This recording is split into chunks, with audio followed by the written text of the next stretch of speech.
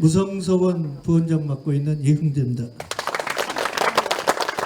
매달 한 번씩 이렇게 풍류와 도를 논하다라는 프로그램을 진행을 하고 있습니다. 언론 보도나 주변에서 많이 들어서 아시겠지만 지난 7월 6일 날 유럽과 중동의 경계에 있죠. 아제르바이잔이라는 나라의 수도 바쿠에서 열린 유네스코 세계 문화유산 회의에서 그 무성서원을 포함한 한국의 9개 서원이 세계문화유산으로 등재 결정이 됐죠. 그때 이 앞에 계시는 그 김승범 의원이랑 함께 시장님 모시고 그 회의에 참석을 했었습니다. 잘 아시다시피 1615년에 무성서원 주벽에 고은 최치원 선생님하고 태인 현감을 역임을 했던 영천자 신잠 선생님하고 두 분을 모시고 교육을 함께 하면서 서원으로 출발을 했죠. 1615년이니까 2015년이면 1400년이죠. 그리고 이제 더 뜻수까지 합치면 뭐 한 404년 이렇게 됐죠. 1696년에 거의 한 80여 년 후에 사액으로 사익서원으로 지정을 받고, 그리고 1868년인가요? 그 무렵쯤 대원군은 서원 철폐령을 내릴 때 전라도에서 그 무성서원과 장성의 피람섬, 광주의 충장사, 전라북도에선 유일하게 서원 철폐를 면했던 서원이고, 이뿐만 아니라 한국의 서원의 역사에서 아주 중요한 의미가 있는 역사적 해라고 생각을 합니다. 여지껏 그래왔던 것보다 훨씬 더 많은 한국의 서원으로서의 역할, 또 이 시대 사람들과 함께 호흡하고 함께하는, 그래서 앞으로 100년 후, 400년 후에도 이 시대의 무성서원이 어떻게 어떤 주제로 어떤 활동으로 유지가 되어 왔었다는 그런 의미가 되도록 많은 노력을 지금 해가고 있습니다. 오늘 이렇게 풍류와 도를 논하다 여기 참석해 주신 몇 분 소개 올리고 프로그램 시작하도록 하겠습니다. 우리 국회의원이시죠? 유성엽 의원 오셨습니다. 정읍시의회 김승범 의원 오셨습니다. 제가 지난번에도 한번 소개를 드렸는데 무성서원이 등재를 시작을 한 때가 2011년도인데 지금까지 그 정읍시청에서 세계문화유산 등재와 관련된 모든 업무를 여지껏 추진해 와서 결국 그 무성서원이 세계문화유산으로 등재하는데 행정적인 실무 모든 일을 했었던 서인석 계장 오셨습니다.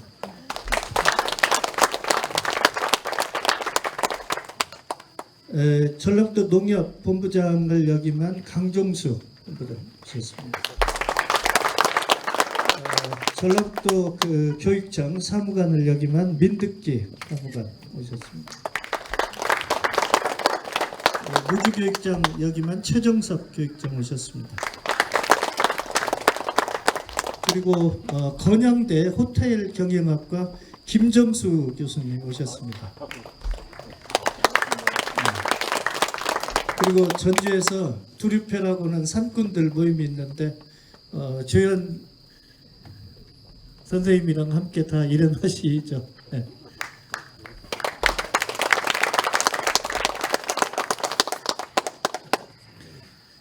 유성엽 의원님 말씀 한번 청해 듣고 프로그램. 예, 오늘 프로그램을 진행해 주실 이재훈 교수는 전주대 역사문화 콘텐츠학과 교수이시고요. 문화재청에 문화재위원이 있습니다. 그래서 문화재위원회 지금 부위원장을 하고 계시고 아마 전국의 교수님들 중에 위원장, 부위원장을 역임하신 분은 처음이시지 않은가 제가 지금 그렇게 알고 있습니다. 지금 그리고 우성서원의 여지껏도 그랬지만은 가령 우성서원 선비문화 수련회라든가 구체적이고 실질적이고 전라북도의 큰 그림을 그리는데 이재용 교수님의 역할이 아주 크고 결정적입니다. 정말 여러 가지로 바쁘신데 제가 간곡히 부탁을 드려서 오늘 모셨습니다. 박수 부탁드립니다. 네, 작년에도 이 자리에 있었고요. 예, 오늘 또 왔습니다. 작년에 함께 해주신 분 혹시 지금 손 들어보세요. 네, 제 팬들이 얼마만큼 형성되어 있는지 보려고요. 네, 반갑습니다. 고맙습니다. 네, 제가 무성서원뿐만이 아니라 선비문화관에서도 제가 이 풍류에 대해서 계속 강의를 진행하고 있습니다. 특히 정읍의 무성서원이 세계문화유산이 된 건 저는 저 개인적으로도 너무너무 기쁘고 그리고 정말 제 소원을 다 이루었다 이렇게 생각합니다. 왜냐하면 우리 관장님께서 부원장님께서 그거 빼뜨렸는데 제가 채취원을 가지고 먹고 삽니다. 제가 박사 논문을 채취원을 썼고요. 그리고 채취원 선생이 제 연구 주제이고 그래서 정읍 무성서원이 세계문화유산으로 등재되어지는데 전 나름대로 열심히 역할을 했고요. 그리고 이 무성서원이 그냥 무성서원으로 존재하는 게 아니라 이를 통해서 정읍이 어떻게 더 이걸 동력 삼아서 정읍이 정말 최고의 선비의 본향으로 거듭날 수 있을까라고 하는 부분에 있어서도 제가 정읍시에 굉장히 많은 컨텐츠를 좀 열심히 제공하고 있습니다. 그런데 제 양껏 그렇게 진척은 안 되었는데 이제 선비문화 수련원이라고 하는 것이 아직 그림 단계에 있습니다. 아직 넘어야 될 산이 너무 많은데요. 그 선비문화 수련원의 저는 그 벤치마킹을 안동에 가면 도산 선비문화 수련원이 있습니다. 그래서 안동의 도산 선비문화 수련원이 실제적으로 제가 직접 우리 학생들을 데리고 가고 그리고 우리 어른들과 함께 우리 대학의 스태프들이 같이 가서 거기에 1박 2일을 있고 2박 3일 있고 이렇게 나왔는데요. 우리 젊은 대학생들을 데리고 갔는데 1박 2일을 마치고 나왔을 때 제가 한 학기 동안 제 강의실에서 가르친 것보다 훨씬 더 이상의 선비가 되어가지고 나오더라고요. 이 친구들이 너무나 큰 감동을 받고 나와서 제 마음속에 영남에 이 안동 도산 선비문화 수련원이 있다면 호남에는 정읍에 무성서원의 선비문화 수련원을 만들어야 되겠다. 저는 전라북도의 14개 지자체 중에서 가장 선비적인 것 같은 합당한 그러한 컨텐츠를 이룰 만한 저는 대표적인 곳이 정읍이라고 생각합니다. 그래서 이 정읍의 그런 안동과 쌍벽을 이루는 그런 선비문화 수련원이 이곳에 자리해서 대한민국의 청년들을 비롯해서 그리고 많은 사람들이 이곳을 다녀가면 좋겠다 이렇게 생각했거든요. 근데 이게 되는 게요. 안동의 도산선비문화수련원은 제가 학생들을 데리고 갈 때 한 4개월 전에 미리 예약을 해야 했습니다. 그런데 4개월 전에 일정을 얘기하니까 없대요. 그래서 저희 전주대학에서 갑니다 그랬더니 그러면 호남에서 유학을 온다고 하니까 우선적으로 한번 자리를 내보지요 이렇게 하더라고요. 그래서 학생들을 데리고 갔는데 충축을 하고 있어요. 그래서 이거 정말 너무 안 되겠다. 우리 정읍에 빨리 와야 되겠다. 그래서 무성서원이 사실은 세계문화유산이 되기 전에 진즉부터 시에다가 서원이 되고 난 다음에 유산 되고 나서 빵빠레 올리지 말고 그 전부터 미리미리 준비를 했으면 좋겠다. 그래서 그걸 굉장히 제가 열심히 사실 얘기를 했는데 잘 진척이 안 됐고요.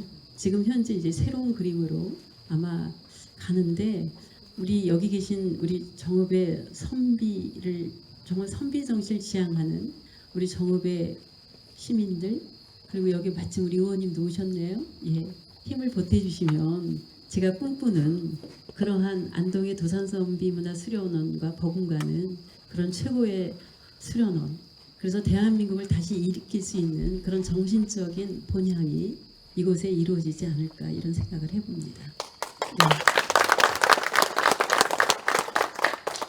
제가 오늘 그 화랑 이렇게 여러분들이 뭐 초등학교 때부터 공부했던 거죠. 근데 거기 들어가기 전에 이곳 무성서원이 여러분들 최치원 정욱이 선생뿐만이 아니라 제가 오늘 문득 그 생각을 했어요. 지금 작금의 대한민국이 너무 어렵고 혼란하고 그리고 우리만 혼란한 게 아니라 돌아가는 모든 국제적인 관계 속에서 너무 어려움을 겪고 있습니다. 이곳에서 여러분 잘 알다시피 1906년 윤 4월에 울산 늑약을 체결하고 난 이후에 그곳에 대해서 너무나 가슴 아파하는 한 대표적인 한국의 조선의 유학자가 있었습니다. 누구죠? 예, 면함 최익현 선생입니다. 이 면함 최익현 선생이 바로 이 무성서원 이 자리에서 말씀하신 그 내용이 한번 오늘 지금 저희가 깊이 한번 되뇌어서 생각해 볼 직하다. 그때 뭐라고 말씀하셨냐면요. 일본에 대해서 16개의 조항을 내놓으면서 하나하나 짚어가며 일본을 아주 크게 호통을 쳤지요. 그리고 조선에 대해서는 절대로 외와는 조약을 맺지 마라.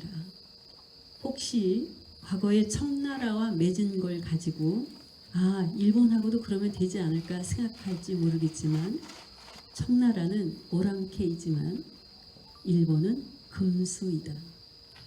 최익현 선생이 하신 말씀입니다. 따라서 금수와는 관계를 맺지 마라. 그러면서 뭐라 얘기했냐면 최익현 선생님이요. 사람이 본디 천성을 잃으면 사망하고 나라라고 하는 건 본디 도가 있어야 하는데 나라가 도가 없으면 나라는 패망한다. 그 말씀을 하셨거든요. 여러분들 사람이 천성을 잃으면 천성이 뭘까요? 여기서 얘기하는 최익현 선생의 천성이라고 하는 건 사람에게는 천성이 있는데 그 천성이 첫 번째가 바로 뭐냐면 사람을 사랑하는 거예요.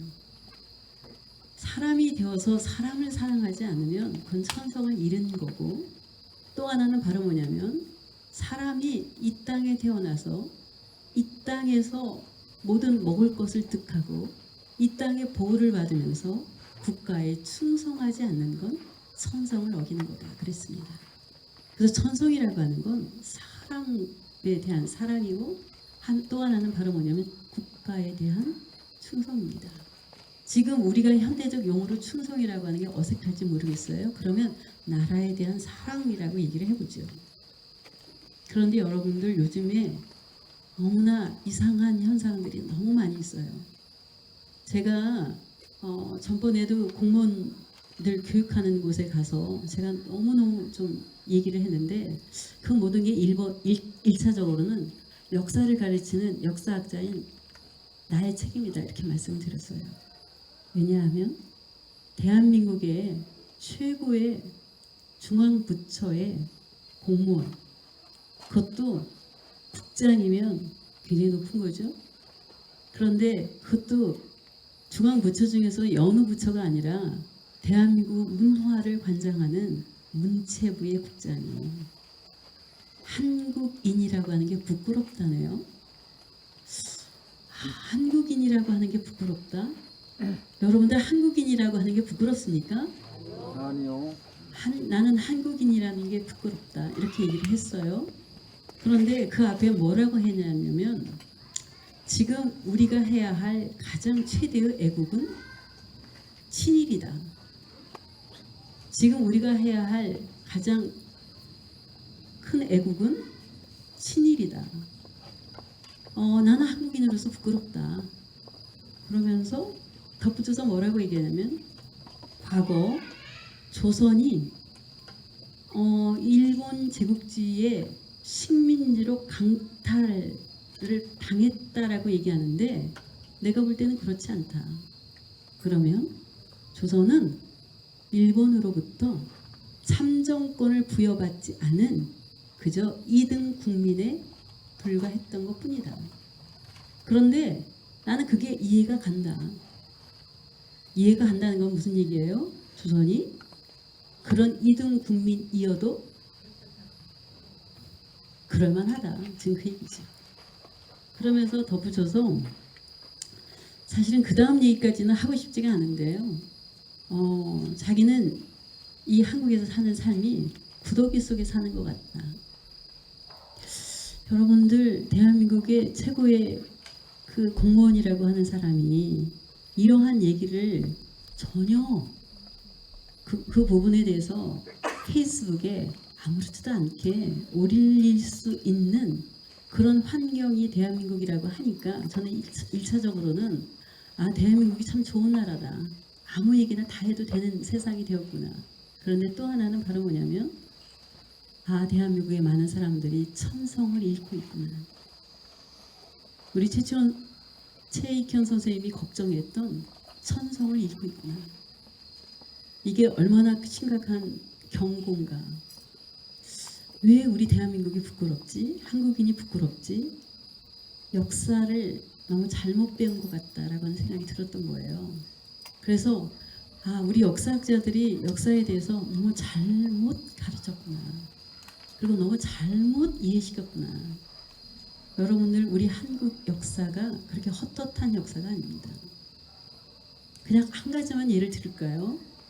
여러분들, 이 일제강점기 때에 우리가 많이 일본 제국주의에 당했지요. 그런데 사실은 더 많이 죽은 건요, 중국이 더 많이 죽었어요. 여러분, 중국의 난징 대학살은요, 수십만 명이 죽었어요. 근데 여러분들, 실질적으로 중국의 역사 속에서 그때 일제강점기 때에 중국인 중에는요, 안중근 의사 같은 분 나오지 않았고요, 윤봉길 의사 없었고요.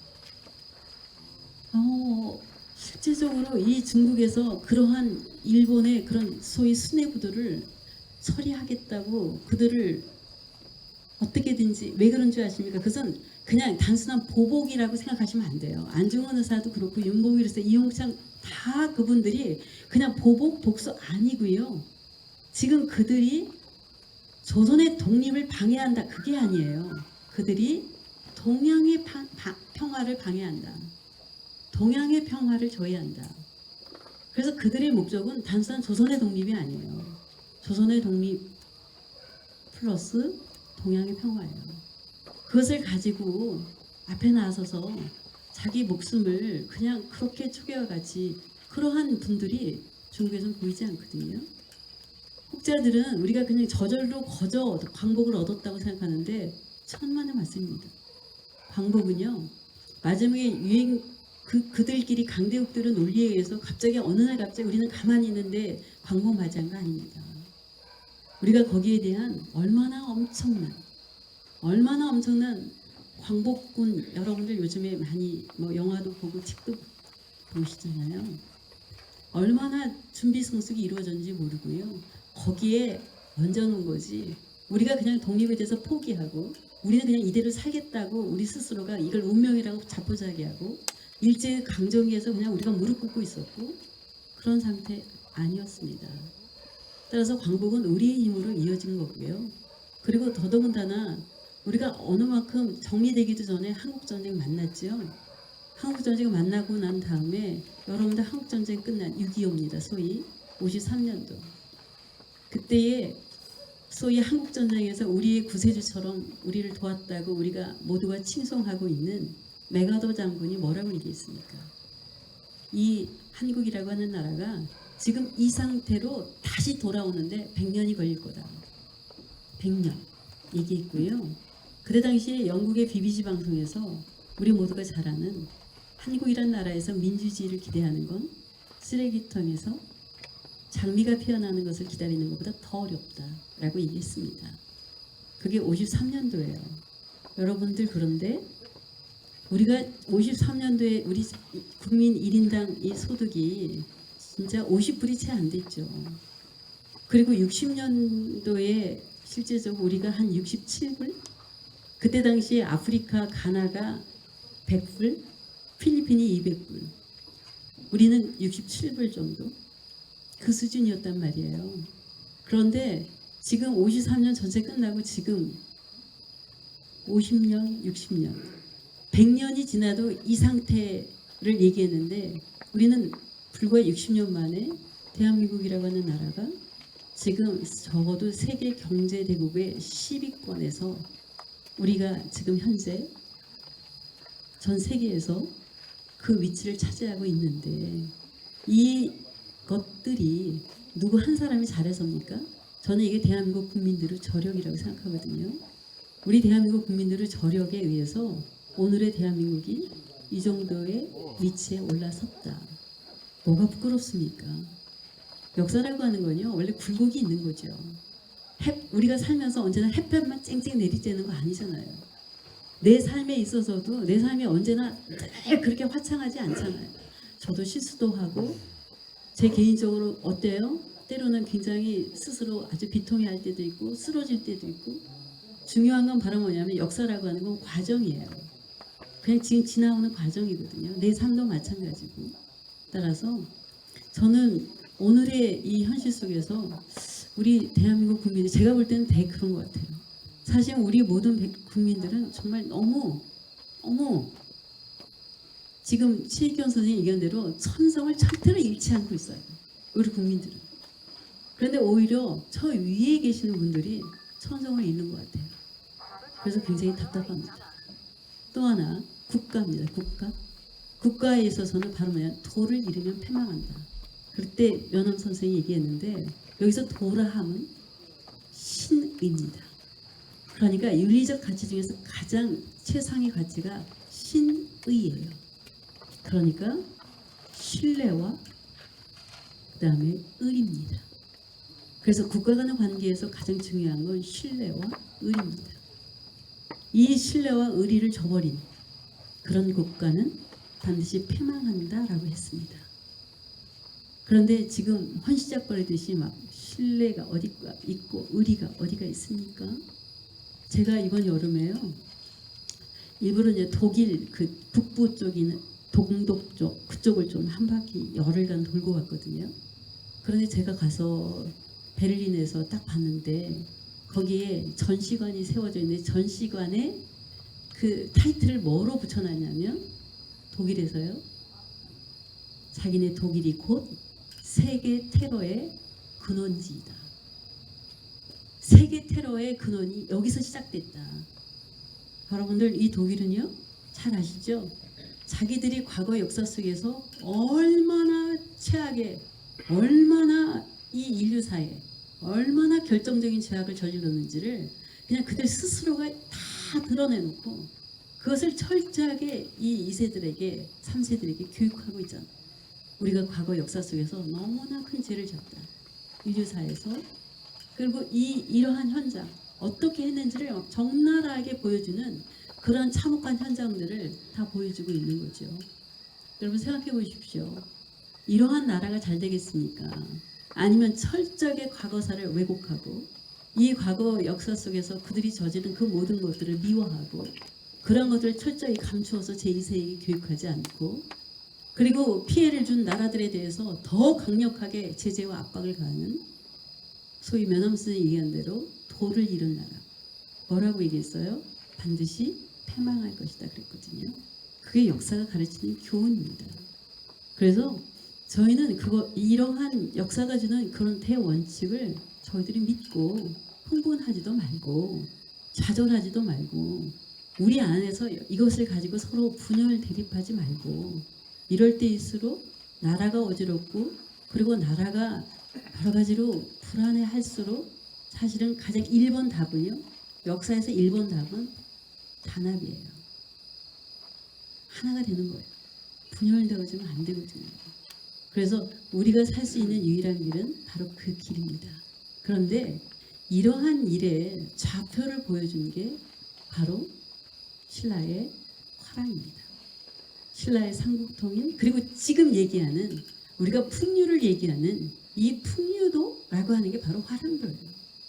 그래서 이 신라에 있어서 이 화랑 사상 그 정신 그게 곧 풍류 사상인데 지금 우리 모두에게 2019년 왜 우리에게 풍류인가 라고 하는 것에 대한 답을 이 시간에 여기 계신 분들이 받아갔으면 좋겠습니다. 네. 너무 심각했나요? 네. 자, 이거 포인트 기계가 없다면서요. 어떤 한 분이 좀 오셔서 네네네 좀 해주십시오. 여러분들 그 처음에는요 신라에 있어서 화랑이 남성이 아니었어요. 여성이었습니다. 아시죠? 왜요? 왜 여성이었을까요? 신라에서? 아마도 제가 생각하건데 여러분들 처음에 무녀였잖아요. 제사를 누가 담당했죠? 여성이 담당했어요. 그게 무녀였기 때문에 이 무녀들 이게 집단이 이렇게 산천을 다니면서 제사를 지내고 이렇게 다닌 것 같아요. 그래서 이 무녀 집단이 이렇게 하나의 큰 무리를 형성하면서 이렇게 다니면서 제사를 지내고 산천을 이렇게 다닌 거예요. 넘기시죠? 네. 네. 넘길 동안 그냥 제가 얘기할게요. 네. 그런데 이때 이 여성들이 산천을 다니면서 이렇게 다니는데 이건 참 부끄러운 일인데 여기에서 이들 중에서 이 원화라 그럽니다. 이 원화에서 최고의 소위 그 두 대표 선수가 있어요. 그게 남모와 준정입니다. 그런데 이 원화 집단이 이렇게 쭉 다니는데 이 둘이 서로 좀 여러 가지로 좀 셈을 내고 질투를 하고 이러는 거예요. 그래서 준정이 남모를 자기 집으로 불러요. 불러가지고 음식 대접을 하면서 술을 몽땅 먹여요. 이게 너무나 미운 라이벌이에요. 그래서 준정이 남모에게 술을 먹여서 그를 취하게 만든 다음에 그 남모를 데려다가 강물에 빠뜨려서 죽여요. 그래서 이 사실이 발각이 나져서 결국 준정도 사형을 당합니다. 그러면서 그 여성의 그 무리 집단인 그 원화가 폐지되어져요. 그러면서 국가에서는 그러면 이것을 대체할 그래서 나온 게 바로 아주 아름다운 그러한 소년들을 모아서 그들의 집단을 만드는데 그게 이름하여 꽃화자잖아요. 화랑이라고 그랬어요. 그래서 이들이 이제 그러는데 이 화랑 이 하나의 이 도가 거의 1000명 그리고 이게 너무 머네요. 왜 꽃이 나왔어요? 예. 예, 앞으로 가주세요. 예. 그래서 미모의 남자를 택하여서 곱게 꾸며 화랑이라고 했는데 무리들이 구름처럼 몰려들었다. 이들은 도의로서 서로 연마하고 노래와 음악으로 서로 즐겼는데 산과 물을 찾아 논일고 즐기니 이르지 않은 곳이 없다. 라고 하는 건 산천 전체를 다니는 거예요. 근데 여러분들 굉장히 중요한 게요. 이들이 산천을 다닌다라고 하는 건 내 나라 내 땅을 밟는다라고 하는 건데 이 내 나라 내 땅을 밟는다는 건 고로 내 나라 내 땅에 대한 사랑이 생기는 거예요. 내 나라 내 땅에 대한 애정이 생기는 거예요. 그래서 여러분들 다니십시오. 여기 정읍에 사시는 여러분들은 정읍의 곳곳을 다니셔야 됩니다. 그래야 내 마음속에 사랑이 이렇게 다져져요. 우리나라를 다니셔야 돼요. 그래서 산천을 다닌 거예요. 이 화랑의 기본이 바로 뭐냐면 산천을 다니면서 심신을 연마하고 노래와 음악으로 풍류를 즐긴 겁니다. 그래서 언제나 지금식으로 얘기하면 노래와 음악으로 그러면 인성교육 같아요.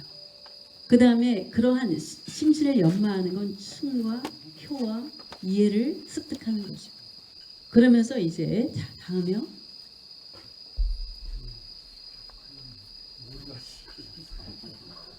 네, 안 돼요. 자, 그냥 가을밤에 그냥 사랑방이라고 생각하시고 저거 여기 서원에서 이렇게 기계를 움직이는 것 자체가 문제예요. 예, 서원에 기계 안 어울려요. 자, 여기 그냥 제 얘기 들으시죠. 그런데 여기서 중요한 건 바로 뭐냐면 이때 당시에 있어서 이 화랑들이 굉장히 대표적인 아마 여러분들이 그 화랑의 많은 절대적인 이야기들을 많이 들으셨을 텐데 여러분들 자꾸 이제 저쪽을 쳐다보는데 저 보세요. 저 그쪽 보시지 말고 여러분 한번 보세요. 이런 사회가 비전이 있겠는가 없겠는가를 보시면 돼요. 여러분은 이 화랑들에게 절대적인 행동 강령과 어떤 정신적인 지침이 내려왔습니다.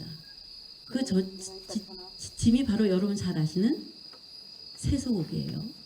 세속옥이에요. 그쵸? 자, 사군이충 그럼 뭐예요?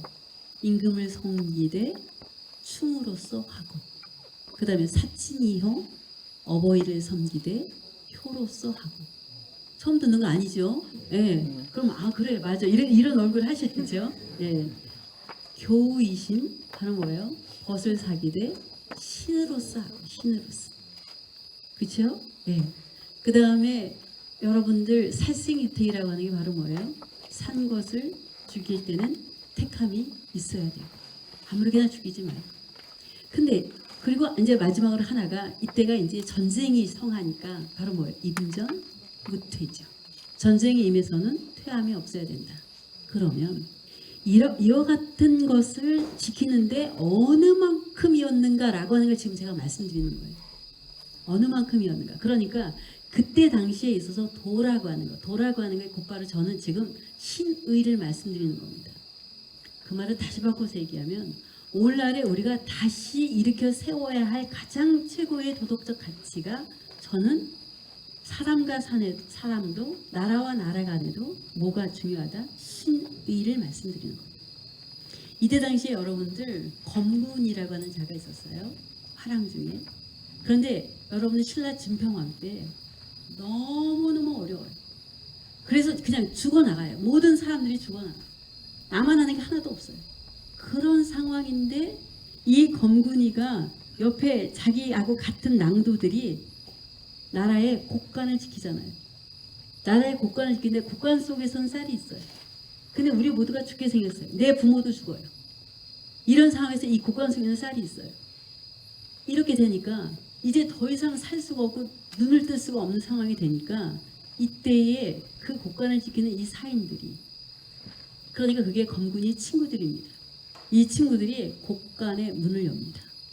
문을 열고 여기에서 쌀을 내놔요. 그리고 이것을 우리 부모도 살리고 이것을 서로 나눠 갖자라고 하는 건데, 이때 검군이가 함께 하지 않아요. 여러분들 함께 해야지 이게 좋잖아요. 그래야지 마음이 편하잖아요. 근데 이 친구 혼자 가만히 있네. 여러분들 우리나라에서 가장 후한 게 바로 뭐냐면, 술 먹을 때 안 먹는 사람은 기회에 막 먹으라고. 술값이 안 아까운가 봐요. 다른 건 다 아끼면서. 왜요? 한 사람만 말똥거리는 거 싫어요. 같이 취해야지.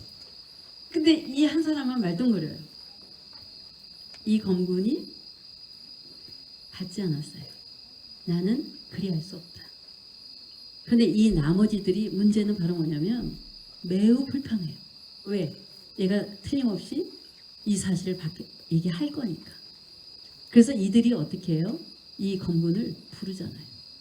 우리 집으로 와라. 그런데 여러분들, 이때 검군이 그 집으로 가기 전에, 그들이 부르는 집에 가기 전에 자기 윗 화랑인 글랑이에게 가요. 글랑이에게 가서, 오늘 당신하고 만나는 게 마지막입니다. 이제 차후로는 저를 볼 수가 없습니다. 세상 하직하는 인사를 하는 거죠. 그러니까 무슨 일이냐, 아무리 물어도 대답하지 않아요. 그러지 말고 얘기해라. 그러니까 이 사실을 얘기를 해요. 그러니까 너는 이것을 왜 관가에 고발하지 않고, 내가 나 한 혼자의 목숨을 살겠다고 여러 친구들을 죽이는 건, 그것은 맞지 않다. 그래서 틀림없이 이 친구들이 나를 불러서 나를 없앨 거다. 그래서 나를 아마 죽일 거다. 그래서 내가 오늘 죽으러 간다. 아니, 그렇다고 한다면, 관가에 고발하지 않으려면 그러면 네가 도망가면 되지 않냐, 이들 곁에서.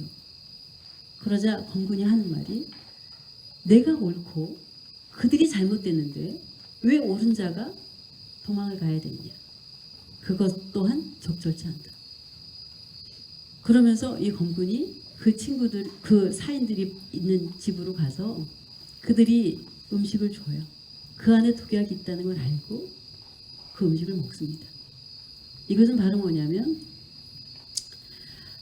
관가에 고발하면은 이 친구들 간에 있어서의 신의를 저버리는 거, 고발하지 않으면 층을 저버리는 거. 이런 사이 속에서 그가 할 수 있는 일은 바로 뭐냐면, 두 가지를 내가 함께 얻을 수 있는 건 그냥 내가 이 세상에서 그걸 다 부여안고 내가 죽는 거다. 그런데 이 검건이가 그렇게 알고도 죽으니까 이 친구들이 모두 후에 알고 스스로 관에 가서 스스로가 지금 같으면 자진 스스로 신고를 하는 거죠. 그렇게 만들었어요. 이러한 갈등 속에서 이들이 어떻게 했는가가 너무나 많이 보여져요. 예컨대 사다함, 여러분 잘 아는 사다함 같은 경우에 이 사다함은 진흥왕 때죠. 본인이 5천 명의 기병을 데리고 가락국이 쳐들어갑니다. 근데 그때 사다함은 나이가 16, 17이에요. 근데 이 사다함이 5천 명의 기병을 데리고 들어가서 결국은 이 가락국을 다 이제 전멸시키는데, 전멸시키고 난 다음에 얼마나 엄청난 대승을 거두었으니까 진흥왕이 사다함에게 그들이 그 얻은 포로 200명과 그리고 아주 비옥한 토지를 사다함에게 줍니다. 사다함은 내가 국가에 할 만한 일을 했을 뿐이고 해야 할 일을 했을 뿐이니까 받지 않겠다. 그런데 진흥왕이 계속해서 그걸 줘요. 그러니까 한 원 주지 두 번, 세 번 사양하다가 그 또한 충이 아니니 그걸 받습니다. 받아서 포로 200명은 그냥 그대로 다 석방시켜주고 받은 토지는 함께 싸운 군사들에게 나누어 줍니다. 사다함이에요. 그런데 그러니까 무슨 얘기냐면 당시 몸값이 굉장히 올라가 있는 상황이지요. 근데 이런 상황에서 자기가 하고 굳게 우리 살아도 같이 살고 죽어도 같이 죽자고 신의를 맹세했던 무관낭이 죽습니다. 병이 나서. 그러니까 그 무관낭을 붙잡고 아주 애통해하면서 슬피 울다가 7일 만에 결국 무관낭을 따라서 죽습니다.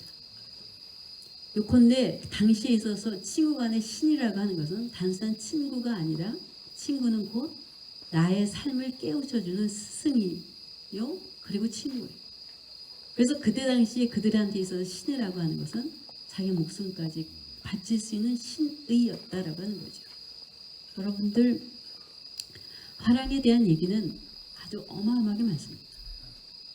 더 대표적으로 얘기하자면 여러분들 관창은 더 잘 아시죠? 화랑관창. 여러분 우리 책에 늘 나왔잖아요. 그런데 사실은 관창이 여러분들 마지막에 라당 연합군이 이제 왔죠.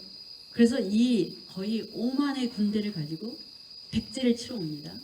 여러분들 당시에 있어서 신라는 이 백제라고 하는 나라에 대해서 도저히 혼자서는 이 백제를 맞설 수가 없습니다.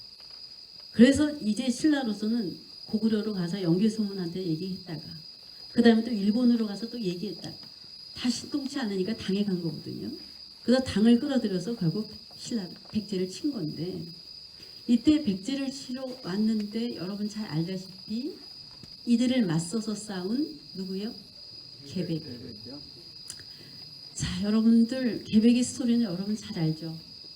개백은 그러니까 신라에만 이랬던 게 아니에요. 그때 당시에 있어서 우리는 고구려 백제 신라라고 하는 그 삼국시대를 잘 봐야 되는데요. 이때 당시에 이 개백이 나올 때 뭐라고 하고 나옵니까? 식구들에게 내 가족들이 살아있으면 내가 나가서 싸우더라도 내 가족들 때문에 내 삶의 미련이 남으니 가족이 한 명도 없어야 내가 삶의 미련을 버리고 내가 장렬하게 국가를 위해서 싸울 수 있겠다. 또 설사 패배하게 되면 내 식구들이 또 적들의 손에 들어가는 것에 대해서 또 내가 집중할 수 없으니 어떻게 했어요? 가족들이 기꺼이 우리를 죽이고 가십시오. 그래서 이 계백이 자기 가족을 다 참 지금으로서는 너무 무시무시한 일인데 그렇게 정리하고, 제가 지금 말씀드리는 건 가장 큰 가치를 어디다 뒀느냐고 하는 거예요. 지금 이 가치가 맞다라고 하는 얘기예요. 사람을 죽이고 가족을 죽이고 어떤 가장도 가족을 죽일 수 있는 권한 없습니다. 지금 제가 말씀드리는 건 고대 국가의 가치를 지금 얘기하는 거예요. 이걸 그대로 적용하라는 게 아니라 그만큼 무엇이 중요하다? 신의라고 하는 거예요. 그래서 이때 계백이 5천을 데리고 결사대로 여러분들 바로 지금의 논산이죠. 거기서 맞서서 싸우는데 5만 대군이 맞서서 이 계백의 5천하고 싸우는데 번번이 가서 적어도 이렇게 무장된 5천하고 아무리 5만이라도 못 싸웁니다. 안 됩니다. 그러니까 계속해서 패퇴했죠. 또 싸워서 또 퇴했죠. 또 계속 5만이 어떻게 못 해보는 거예요. 여러분들, 제가 역사를 수십 년 동안 공부를 해서 내린 결론이 뭔지 아십니까? 망했다? 여러분, 어떤 나라가 망했다? 역사가 망했다? 외부 침입에 의해서 망한 나라 없습니다. 여러분들, 힘이 없어서 망한 나라 없습니다. 그러면요, 망할 수 있는 내부적인 모든 준비가 끝났기 때문에 망한 거예요. 내부가요 탄탄하면 아무리 바깥에서 거센 폭풍이 들어와도 절대 어림없습니다. 따라서 이때에 이 맞서서 싸우는데 5천? 5만? 해보는 거예요. 이 지경이 되니까 어떻게 해요? 신라에서는 이게 큰일 났거든요. 여러분, 이때에 여러분, 오늘날 우리는요, 저도 자녀를 키우니까 다른 건 다 큰 소리 치겠는데 자녀 앞에서는 왜 이렇게 작아지는지요?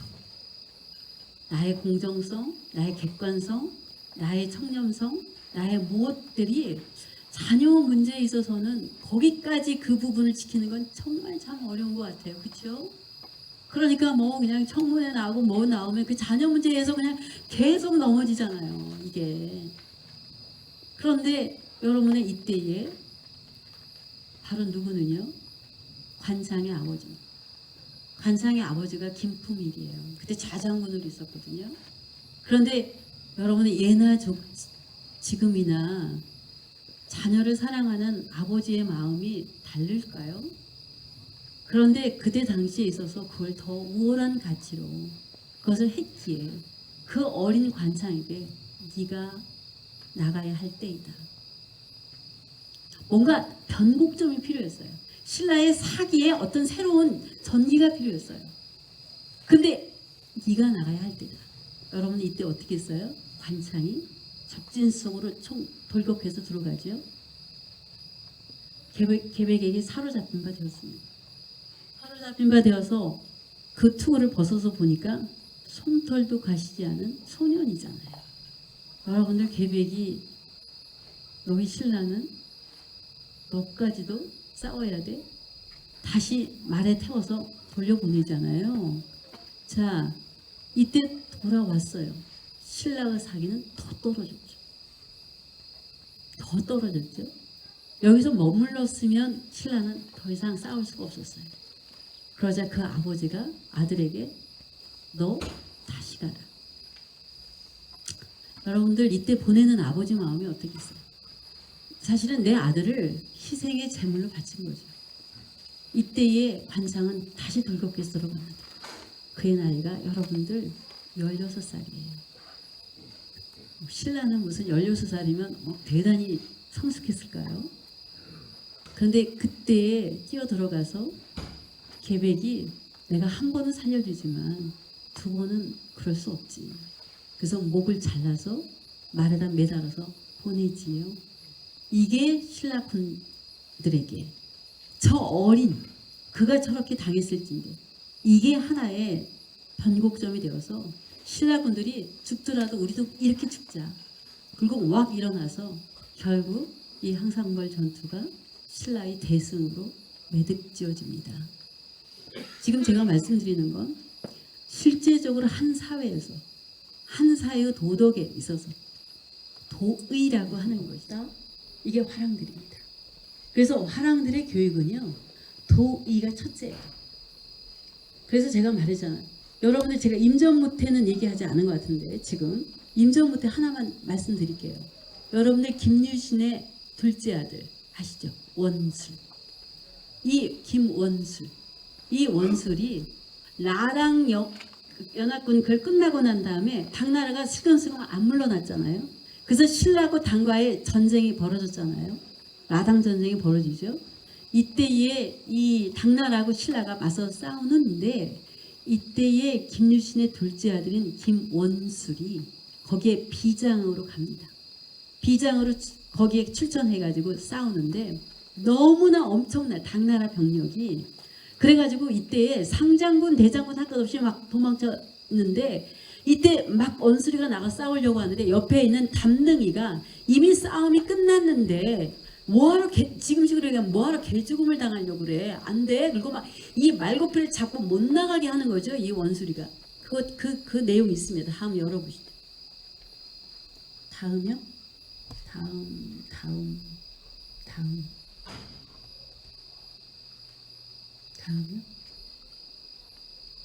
다음요?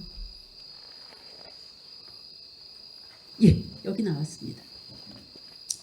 이 원수리가 저 밑에 잘 안 보이시죠? 이 원수리가 나가서 싸우려고 했는데 담능이가 이 말고피를 잡고 못 나가게 해가지고 앞으로 직접 못하고 결국은 이 싸움은 대패하고 결국 물러나게 됐어요. 자, 임전 무태에서 어겼습니다. 자, 여기에 이르게 되니까 여러분들 이 싸움에 대해서 김유신이 바로 문무왕에게 가서 내 아들을 죽여주십시오. 나라를 욕되게 했으니 그리고 가문을 욕되게 했으니 그를 죽여주십시오.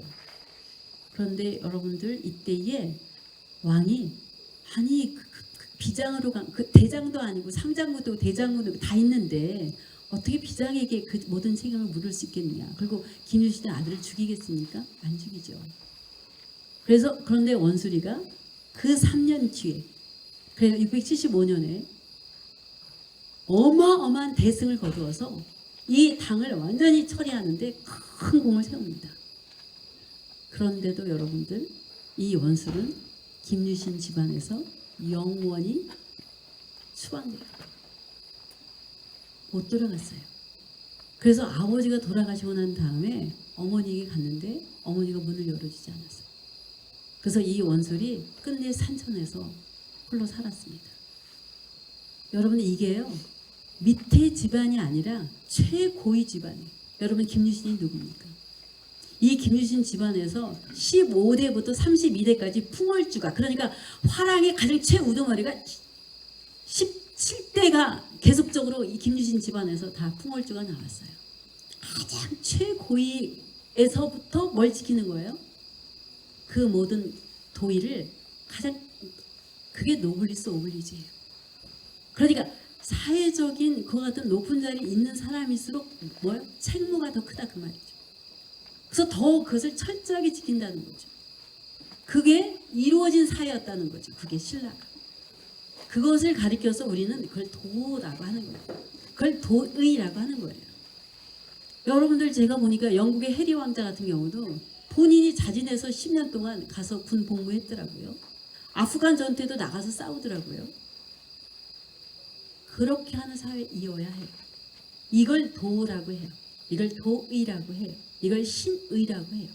그래서 의는 의대로 나는 내가 가지고 있는 권력과 내가 가지고 있는 그런 모든 것을 가지고 가장 그건 아니죠. 그것이 이루어질 수 있었던 사회 신라인데요. 그 신라의 기본적인 사상적인 그 밑에 뿌리가 바로 뭐냐면 그게 화랑이 가지고 있었던 그 뿌리가 풍류예요. 제가 작년에도 최치원 선생의 풍류도에 대해서 말씀드렸거든요. 이 최치원 선생이 얘기하는 그 풍류도라 이름하는 게 뭘까라고 하는 게 바로 뭐냐면 우리 민족의 가장 밑바탕이 되는 그 뿌리 그게 풍류라고 그랬어요. 그 안에는 유도 있고 불도 있고 도도 있고 신선도 있고 그 모든 것이 그 안에 내재되어져 있는 그 풍류 그 풍류도를 최치원 선생이 발견했고 그 풍요도를 우리 민족의 고유의 사상이라고 했고 그 풍요도가 이름하여 가장 사람 사는 세상의 기본적인 도의, 신의를 이루고 있는 것이다 라고 하는 것을 얘기하고 있는 거죠. 따라서 이 시간에 여기 오신 여러분들 제가 정읍에 오면서 내가 느끼는 게 하루아침에 이렇게 되는 건 아니다. 저는 그렇게 생각해요. 정읍이라고 하는 것이 왜냐하면 여러분들 이 밑바닥에요. 이 뿌리가 없이 하루아침에 되는 거 아니에요. 하루아침에 안희 선생이나 손흥국 선생이 나올 수가 없어요. 하루아침에 일제 이항 선생이 나올 수 없어요. 하루아침에 의료운동이 여기서 일어나지 않아요. 하루아침에 동학이 여기서 일어날 수가 없어요. 이게 아주 이 역사 속에서 탄탄한 이 밑에 우리 눈에 안 보이는데 지하수처럼 이게 흘렀기 때문에 그게 그때 시기 때마다 가장 그러한 모습으로 분출되어져 나오는 겁니다. 그게 저는 정읍의 저력이고요. 그 밑바탕의 뿌리에 바로 최초원 선수의 풍류도가 이곳에 오셔서 태산태수로 계시면서 이 태산의 이 백성들이 생사당을 지을 만큼 그의 울림과 그의 감동이 무엇에 대한 울림과 감동이겠어요? 바로 사람이 살아야 돼 도의와 신의가 무엇인가를 가르쳐준 그 울림과 감동이 우리에게 자리했기에 오늘의 정읍의 선비정신이 존재하는 것이다. 그렇죠? 예. 그래서 그것을 어때요? 받았으니까 지켜나가야죠. 받았으니까 우리도 계승해야죠. 받았으니까 우리도 후대에 물려줘야죠. 여러분들 선비정신이라고 하는 게 우리 아이들이 도산서원 선비문화수련원에 가기 전까지는 그걸 굉장히 캐캐묵은 거라고 생각했는데 실제로 들어가서 퇴계의 사상과 그리고 선비정신을 공부하고 나와서 그들이 뭐라고 얘기해요? 저희들이 깨달았습니다. 지금이야말로 정말 대한민국에 필요한 건 선비정신입니다. 라고 하더라고요. 왜? 선비정신이야말로 그게 바로 섬기는 정신이고 배려의 정신이고 그게 신의와 도의를 지키는 정신이기 때문에 그러합니다. 그게 바로 풍류도입니다. 그 풍류도를 바로 우리 역사 속에서 우리 민족의 고유의 정신으로 찾고 만들고 그리고 오늘까지 이끌어서 우리 모두에게 심어준 분이 바로 고은 최치원 선생님입니다. 그리고 이곳이 바로 우리 최치원 선생님을 모시는 서원입니다. 그리고 이 서원이 그래서 세계 문화유산으로 등재되어진 게 지금 사실은 그런 말들 많이 하죠. 여러분들 경상도에 있는 서원들하고 비교해 보면 정말 우리는 초라하기 짝이 없습니다. 뭘로 보면 규모를 보면 구조를 보면 그지만 여러분들 서원의 역사성과 서원이 가지고 있는 그 담겨져 있는 그 모든 가치론을 같이 본다면 우리 무성서원이 결코 어느 서원에 뒤지지 않습니다. 정읍에 있는 여러분들 무성서원을 지키시고요. 집만 지키는 게 아니라 그 정신도 지키시고요. 계속 잘 키워주십시오. 예, 감사합니다.